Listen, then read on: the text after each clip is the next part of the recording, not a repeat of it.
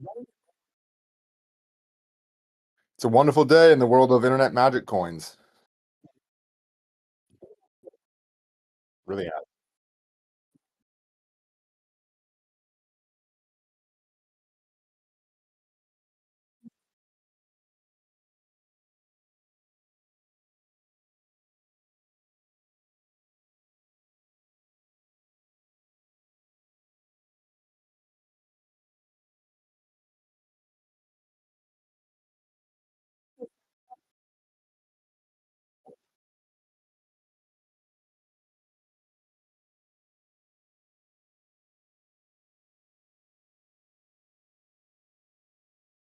Yeah, absolutely. I think, well, let's say social media at first, the algorithm feeds you what you want to see. And so, I'm seeing a lot of bulls winning right now, but there's still a lot of bears who think that, this is a fake pump, whatever else. Um, I'm stoked on this price action. We've made a higher high on the daily and a higher low as well when we broke down below that range. We know that August and September are typically trash seasonally. Like there's no way to really know the level of pullback. When you look at the past, call it 5 years, even 2019, you have massive 20, 30% pullbacks or maybe sub 10%. I think the key thing when we talk about seasonality here is that October, for one, is the best month in the year on average for Bitcoin's returns. It's also the best uh, for the median return across the entire year, and that's for both Bitcoin and Ethereum. And one thing we looked at and we've been talking to for the last couple of weeks is that don't get shook out if the primary uptrend hasn't changed, right? And so while Bitcoin was down from the 123 highs as low as 107K and things were quite nervous, we're still continuing an upward momentous trend. And Bitcoin's still green on the month, right? And so, something we talked about over the last few days as we lead into October 1st, which, yesterday was a great day, is that on September is where Bitcoin ends green. October is explosive and typically puts in a double-digit move in that month. And I think kind of seeing that positive price action yesterday where everything, every shitcoin, Bitcoin, Ethereum, Solana, everything is deep green, kind of might have changed some people's ideas and realized, hey, this isn't over yet. And we got lots of juice left to go, adding in all the additional catalysts. But from a price perspective, it looks great. We're getting up to that 120 area, and I wouldn't be surprised if we had a rejection at this area before we break out to all-time highs, kind of come down to mid or lower of the range and really make people panic. We are range bound right now, and then breaking out to all-time highs. But I'm confident that this year, if not this month, Bitcoin will be breaking out above 123K, and who knows where it goes next? My targets of 188,000 remain. I know you're sitting at 150K, so let's see where this goes and let's make some fucking money.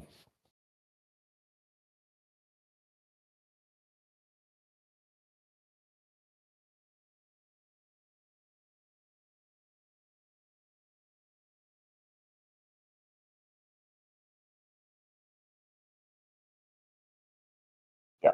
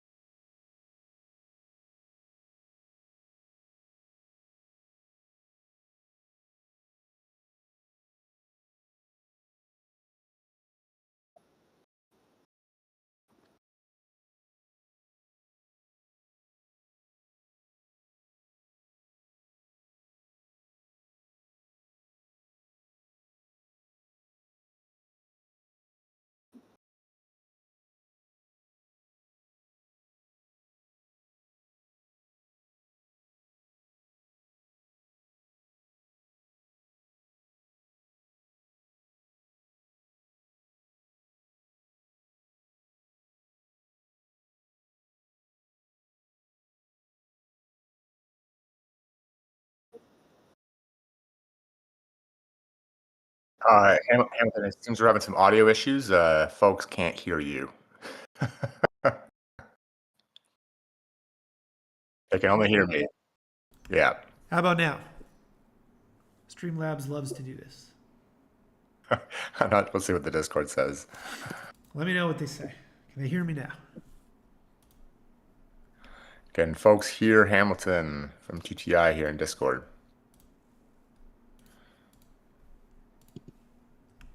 Streamlabs, I love this product when it works properly, but man, I have more Yeah, they issues. can hear Okay, you see, now. and I changed nothing, by the way.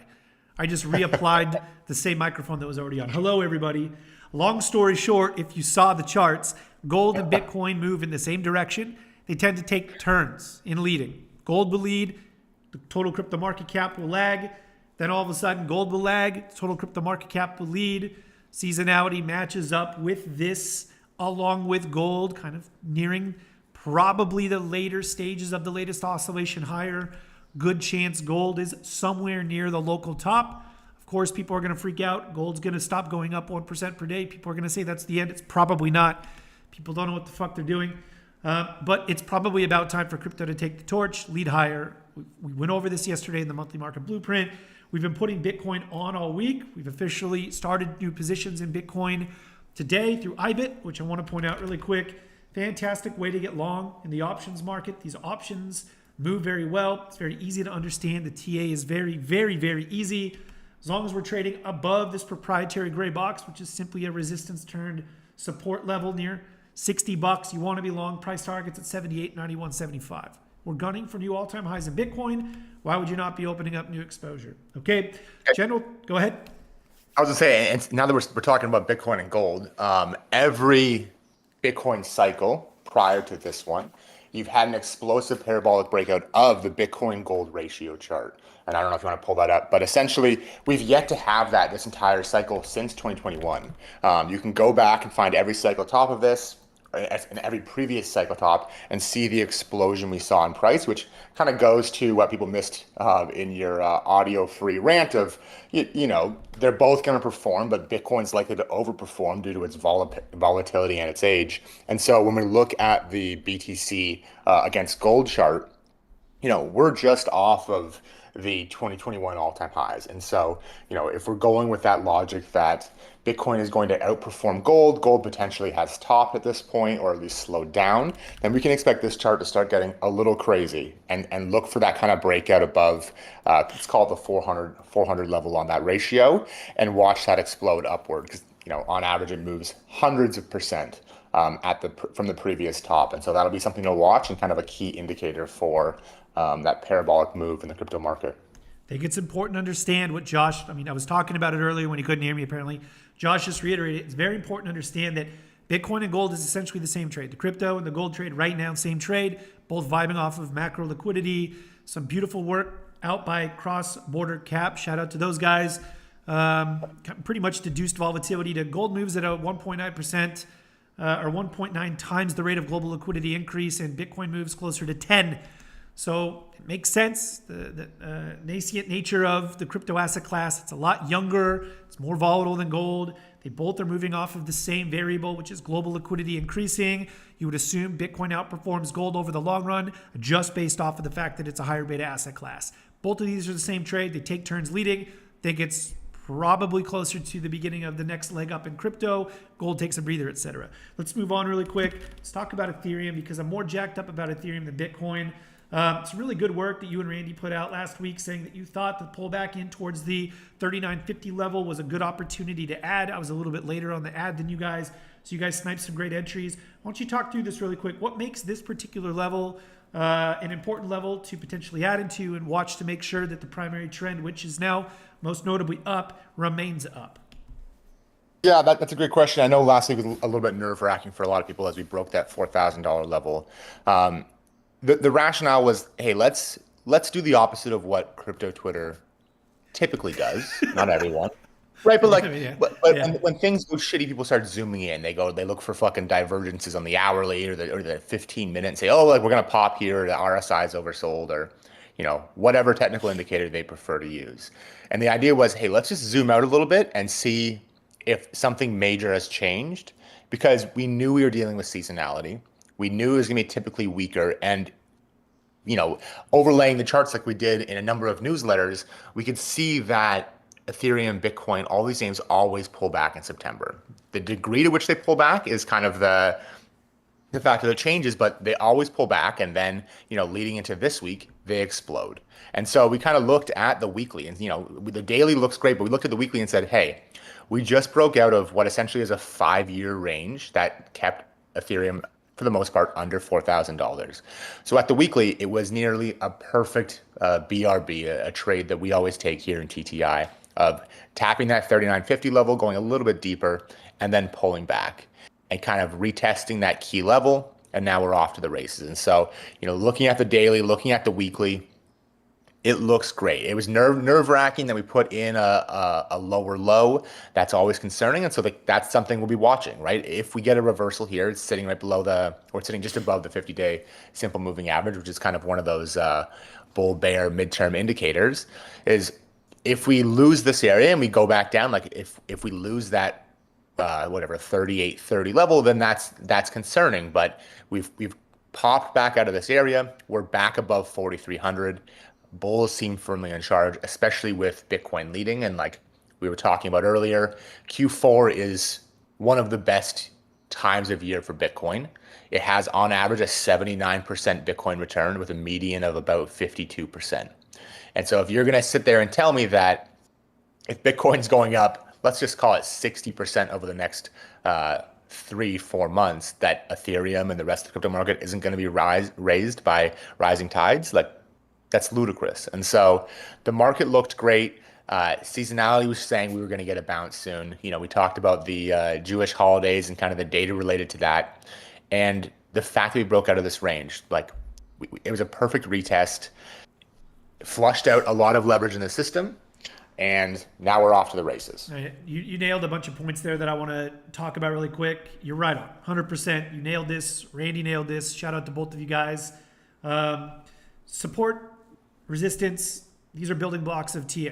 If you're a technical trader, you look at charts, you understand that price dominates everything that we do. These levels matter. This was a previous resistance area for a year.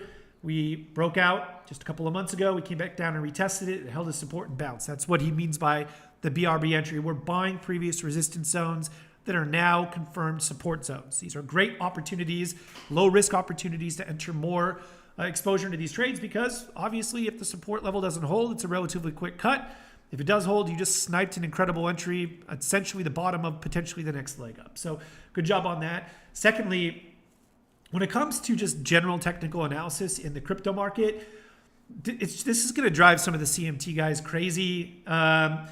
You have to give just a lot more liberal view on charts in the crypto space because of the volatility in the markets. there's a lot less liquidity on a lot of these assets that we're trading, particular names. Ethereum, a $500 billion asset, which still you'll find pockets of low liquidity where price will spike through it. I mean, we saw it at the 4K range.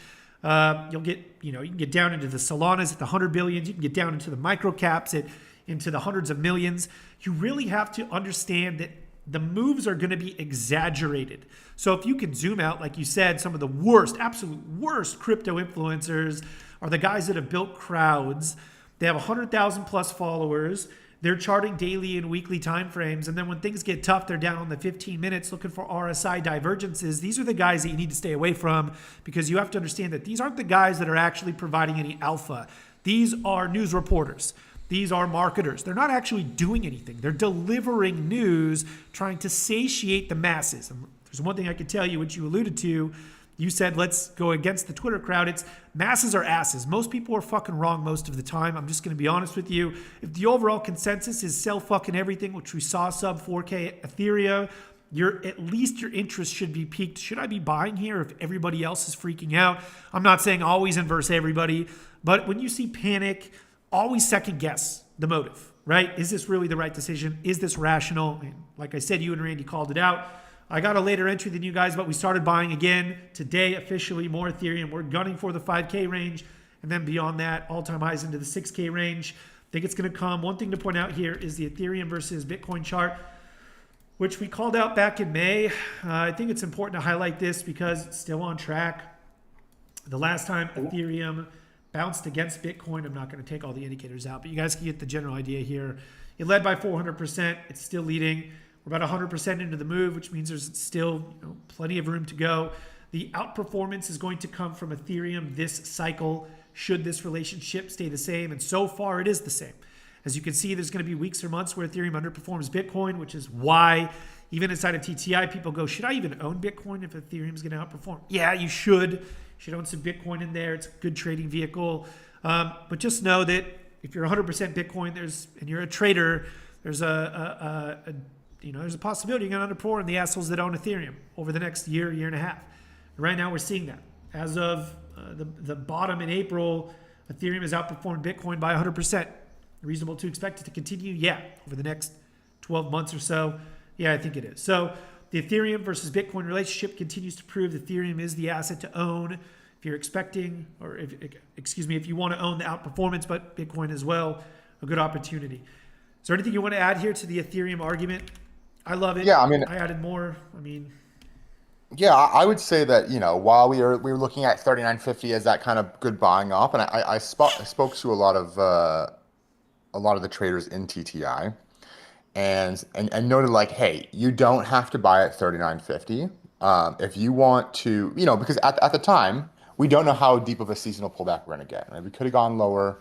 Now on the weekly it was looking good, but shit happens, right? We headline risks in crypto and everything else. Yep. And so, I talked to a number of folks in DMs and in the TTI's crypto channels and whatnot, saying like, if you want to wait for the confirmation of the bounce, that makes complete logical sense, especially for folks who are using. That's what we're seeing right now. Yeah, which is why we're officially putting new positions on. We're seeing the exactly. We're seeing So we would say like, hey, you know what? Wait for crypto to get, or for Ethereum, sorry, to get back above, call it 4,300, kind of back above that area where we bottomed last time.